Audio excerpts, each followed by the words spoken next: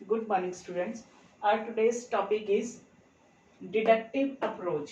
इससे पहले हमने इंडक्टिव अप्रोच पढ़ा था कि लैंग्वेज टीचिंग में इंडक्टिव अप्रोच की क्या इंपॉर्टेंस है या इंडक्टिव अप्रोच क्या होती है। इंडक्टिव अप्रोच में क्या था कि हम एग्जाम्पल टू रूल की तरफ चलते हैं, और इसमें क्या है, डिडक्टिव अप्रोच क्या है, ये भी बेसिकली लैंग्वेज की अगर हम बात करें, टीचिंग ऑफ इंग्लिश की ये क्लास है तो हम लैंग्वेज का ही एग्जाम्पल लेके चलेंगे। डिडक्टिव अप्रोच का भी यूज जो है वो ग्रामर के टॉपिक्स को टीच करने के लिए किया जाता है। तो डिडक्टिव अप्रोच क्या होती है? इंडक्टिव अप्रोच का एकदम अपोजिट। उसमें हम एग्जाम्पल टू रूल चलते थे, इसमें हम क्या चलेंगे? Rule to examples, specific to general. Means किसी स्पेसिफिक रूल की तरफ से हमें एग्जाम्पल की तरफ जाके उस रूल को जनरलाइज बाद में करना है। और उसमें इंडक्टिव में हम क्या करते थे? पहले एग्जाम्पल के थ्रू एग्जाम्पल देते थे, फिर जनरलाइज करते थे। मीन्स पहले जनरलाइज करते थे, फिर रूल की तरफ जाते थे। इसमें क्या है, पहले ही रूल बता देंगे और फिर उसके बाद टीचर जो है वो उस टॉपिक के बारे में एग्जाम्पल्स जो है स्टूडेंट्स को देगा। तो डिडक्टिव अप्रोच में क्या है, हम rule to act means rule to example की तरफ हम चलते हैं। और डिडक्टिव अप्रोच यूज करने की कुछ गाइडलाइंस हैं, मीन्स कुछ इंपॉर्टेंट बातें हैं, इंपॉर्टेंट थिंग्स हैं जिनको एक टीचर को ध्यान में रखना चाहिए डिडक्टिव अप्रोच के थ्रू कोई टॉपिक स्टूडेंट्स को करवाने से पहले, टीच करवाने से पहले। जो गाइडलाइंस हैं उनमें हम देख लेते हैं कि फर्स्ट क्या है, रूल शुड बी ट्रू। जो भी आपने टॉपिक, जो भी आपने कंसेप्ट स्टूडेंट को करवाना है ग्रामर का, वो एक बार देख लेना है कि उसका रूल जो है वो बिल्कुल सही होना चाहिए, करेक्ट होना चाहिए, ट्रू रूल होना चाहिए वो। नेक्स्ट है, rule need to be clear. Rule जो है वो बिल्कुल क्लियर नहीं होना चाहिए, उसमें कोई भी एक्सेप्शन नहीं होने चाहिए। मीन्स उस रूल्स में, उन रूल में या उस टॉपिक में ज्यादा रूल जो है वो बिल्कुल क्लियरली आपने बताना है स्टूडेंट्स को। Rule ought to be simple. जो भी रूल आपने करवाना है उसको बिल्कुल सिंप्लीफाई करके, जो भी टॉपिक पढ़ाना है उसको सिंप्लीफाई करके, सिंपल शब्दों में, मीन्स इजी वर्ड्स में आपने रूल को बताना है स्टूडेंट्स को। Rule ought to be relevant. जो भी रूल बताना है वो रेलेवेंट होना चाहिए, उसकी टॉपिक से रेलेवेंसी होनी चाहिए, रूल से, टॉपिक से रिलेटेड ही आपका रूल होना चाहिए। ये कुछ गाइडलाइंस थी जो हमें फॉलो करनी चाहिए डिडक्टिव अप्रोच के थ्रू कोई टॉपिक करवाने से पहले स्टूडेंट्स को। अब हम देख लेते हैं कि इसका क्या प्रोसीजर है। जैसे इंडक्टिव का एक प्रोसीजर और कुछ स्टेप्स होते हैं, वैसे ही डिडक्टिव मेथड का भी, डिडक्टिव अप्रोच का भी एक प्रोसीजर है, कुछ इसके स्टेप्स हैं। तो फर्स्ट स्टेप है एप्लीकेशन ऑफ द रूल। इसमें जैसा कि मैंने आपको बताया कि पहले ही रूल बता देना है, उसके बाद एग्जाम्पल की तरफ हमने चलना है। एप्लीकेशन ऑफ द रूल में क्या आएगा कि आपने, टीचर ने क्या करना है, सबसे पहले स्टूडेंट को रूल बता देना है। कोई भी टॉपिक अगर कराना है उसका रूल, उसकी डेफिनेशन पहले ही हमने बतानी है। सपोज हमने नाउन का टॉपिक, नाउन का एग्जाम्पल लेके चलते हैं कि नाउन का टॉपिक टीचर ने स्टूडेंट्स को करवाना है। तो फर्स्ट स्टेप में वो क्या करेगा, पहले ही जो नाउन है उसकी एक डेफिनेशन स्टूडेंट्स को बता देगा। नाउन क्या है? Noun is the name of a person, place and thing. Means पहले ही हमने डेफिनेशन बता दी, name of a person, place and thing, ये नाउन है। हमने ये डेफिनेशन स्टूडेंट्स को, ये रूल पहले ही बता दिया। उसके बाद क्या है, रूल बता लेने के बाद हमने एग्जाम्पल बताने हैं उसके। एग्जाम्पल सपोज मैंने दे दिया, पर्सन का एक एग्जाम्पल दे दिया, Ram is a good boy. Ram is a good boy. ये क्या है? राम एक पर्सन है। उसके बाद I live in Ambala.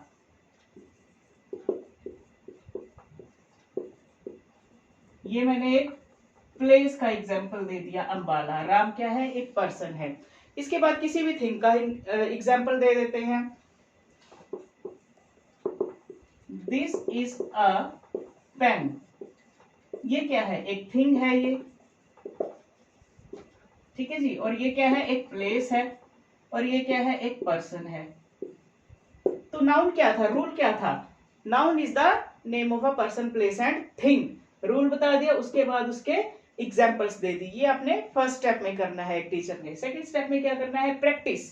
Practice किस चीज की? जो रूल आपने बताया है, जो एग्जाम्पल्स बताए हैं, उनके बेसिस पे स्टूडेंट को उस रूल की प्रैक्टिस करवानी है। मीन स्टूडेंट्स को कहना है कि इसी टाइप के, इसी रूल को फॉलो करते हुए कुछ और आप मिलते जुलते एग्जाम्पल्स बना करके बताइए, लिख करके बताइए या फिर ऑरली बताइए। मीन्स इसमें क्या है, आपने प्रैक्टिस करवानी है, जो रूल आपने बताया है उस रूल की प्रैक्टिस करवानी है एग्जाम्पल्स के थ्रू। पहले रूल, उसके बाद एग्जाम्पल। फर्स्ट स्टेप में रूल बता देना है, उसके एग्जाम्पल दे दिए, सेकंड स्टेप में प्रैक्टिस करवानी है, एग्जाम्पल्स जो है वो एग्जाम्पल्स बता करके स्टूडेंट से उसकी फिर हमने प्रैक्टिस करवानी है। तो ये था इसका एक प्रोसीजर कि हमने रूल टू एग्जाम्पल की तरफ चलना है इस अप्रोच में, डिडक्टिव अप्रोच में मीन्स। ठीक है जी, ये क्लियर हो गया आपको कि डिडक्टिव अप्रोच क्या है, इसके क्या स्टेप्स हैं। बहुत ही इजी 2 ही स्टेप्स हैं इसके, पहले में रूल, दूसरे में प्रैक्टिस करानी है। अब हम देख लेते हैं कि इसके क्या एडवांटेजेस हैं, क्या इसके डिसएडवांटेजेस हैं, मींस मेरिट एंड डीमेरिट्स। इसके मेरिट्स में क्या आएगा, सबसे पहले आएगा makes teaching effective, teaching effective means इसके थ्रू क्या होती है, टीचर की टीचिंग जो है वो इफेक्टिव बनती है। इफेक्टिव कैसे टीचिंग बनती है, क्योंकि टीचर का लेबर भी कम होता है। टीचर को क्या करना है, पहले ही रूल हमने बता देना है, उसके बाद उसके एग्जांपल्स दे देने हैं और फिर स्टूडेंट्स को प्रैक्टिस करानी है। इससे टीचर क्या है, इफेक्टिवली स्टूडेंट्स को प्रैक्टिस करवा सकता है। मीन्स स्टूडेंट को ज्यादा टाइम उसके पास होता है प्रैक्टिस कराने के लिए, उसकी टीचिंग इफेक्टिव बनती है, क्योंकि स्टूडेंट को भी इसमें ज्यादा कुछ करने की जरूरत नहीं होती। जैसे इंडक्टिव अप्रोच में क्या था, स्टूडेंट को एनालाइज भी करना है, जनरलाइज भी करना है, रूल भी फॉर्म करना है। इसमें पहले ही उनके पास रूल होता है, उनको सिर्फ क्या करना है, उसकी प्रैक्टिस करनी है, उसके एग्जाम्पल फ्रेम करने हैं। और टीचर को भी पहले ही मीन्स रूल बता के 2-3 एग्जाम्पल दे दिए, इसके थ्रू वो अपनी टीचिंग को इफेक्टिव मीन्स अपना कंटेंट जो है वो प्रोवाइड कर सकता है, डिलीवर कर सकता है। नेक्स्ट है सेव्स टाइम। इसके थ्रू क्या होता है, हमारा टाइम भी सेव होता है, टीचर का भी टाइम सेव होता है, स्टूडेंट का भी टाइम सेव होता है। टीचर ने क्या करना है, ज्यादा एग्जांपल्स नहीं देने पड़ते। जैसे इंडक्टिव में क्या था, पहले जब तक एग्जांपल देते जाना है तब जब तक स्टूडेंट जो है वो रूल फ्रेम नहीं करते। इसमें क्या है, रूल पहले ही बता दिया हमने और प्रैक्टिस करवा दी, तो इससे एक टीचर का जो टाइम है वो सेव होता है, स्टूडेंट का भी टाइम सेव होता है, क्योंकि उनको रूल पहले ही पता चल जाता है और वो फिर इजीली मीन्स उसकी प्रैक्टिस कर सकते हैं एग्जाम्पल्स के थ्रू। नेक्स्ट है स्टूडेंट्स रिमेन एक्टिव। इसमें क्या है, स्टूडेंट्स जो है वो एक्टिव रहते हैं। कैसे एक्टिव रहते हैं, क्योंकि रूल उनके पास आ जाता है, उनको एग्जाम्पल्स, जब सेकंड स्टेप पे आते हैं प्रैक्टिस पे, तो प्रैक्टिस किसने करनी है, स्टूडेंट्स ने करनी है। स्टूडेंट को फिर उस रूल को ध्यान में रख करके एग्जाम्पल्स फ्रेम करने हैं, एग्जाम्पल्स बनाने हैं, उस चीज की प्रैक्टिस करनी है। इस तरीके से स्टूडेंट जो है वो क्लासरूम में एक्टिव रहते हैं, सक्रिय रहते हैं, सचेत रहते हैं, अटेंटिव रह करके वो उस चीज की प्रैक्टिस, उस रूल की प्रैक्टिस करते हैं।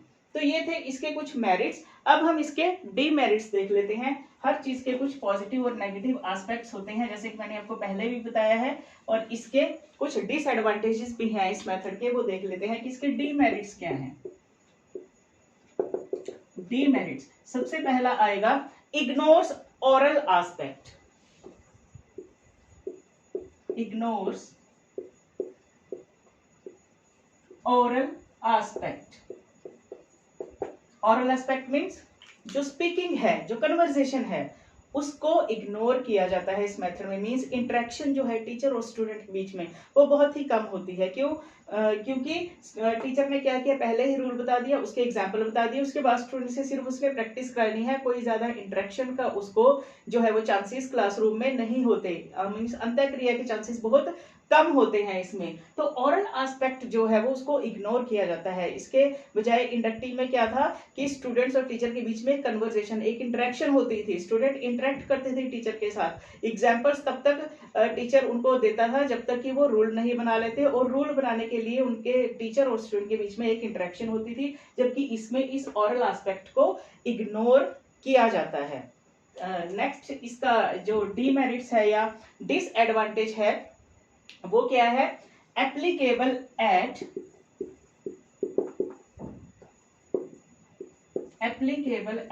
N early stage.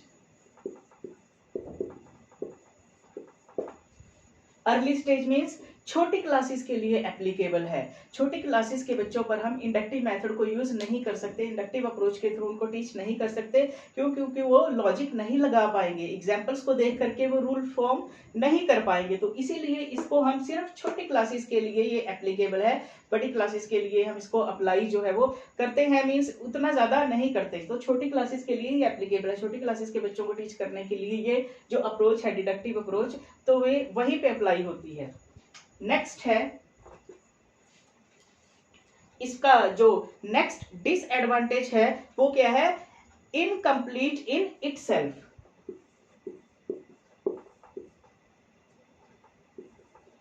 Incomplete in itself means ये जो मेथड है ये अपने आप में कंप्लीट मेथड नहीं है, इनकम्प्लीट मेथड है। इनकम्प्लीट क्यों है ये मेथड? किस वजह से ये इनकम्प्लीट है? डिडक्टिव अप्रोच को इंडक्टिव अप्रोच के बिना अप्लाई नहीं किया जा सकता। ये इसलिए कि इनकम्प्लीट, इसको मीन्स इंडक्टिव अप्रोच के साथ मिक्स करके हम इफेक्टिवली यूज कर सकते हैं। अगर बिना इंडक्टिव के इसको यूज करेंगे तो ये उतना इफेक्टिव मेथड नहीं है, अपने आप में इनकम्प्लीट है। इंडक्टिव और डिडक्टिव दोनों को आपस में एक दूसरे के साथ ही अगर हम अप्लाई करेंगे क्लासरूम में तो हमारी जो टीचिंग है वो इफेक्टिव होगी, स्टूडेंट की लर्निंग जो है वो इफेक्टिव होगी, स्टूडेंट ज्यादा टाइम तक रिटेन करके रख पाएंगे उन रूल्स को, उन एग्जाम्पल्स को जो हम उन्हें बताएंगे या जो टॉपिक हम उन्हें कराएंगे उसको ज्यादा टाइम तक वो रिटेन करके रख पाएंगे और उसको फिर वो अपने डेली लाइफ में अपने कन्वर्जेशन में उन रूल्स को इजीली अप्लाई करना सीख जाएंगे। तो ये मेथड जो है वो अपने आप में एक इनकम्प्लीट मेथड है, कंप्लीट मेथड नहीं है। ये इसके कुछ मेरिट्स और इसके कुछ डीमेरिट्स थे। आई होप आपको ये कंटेंट समझ आया होगा। नेक्स्ट वीडियो में हम कोई नया टॉपिक लेकर के आएंगे। Thank you so much.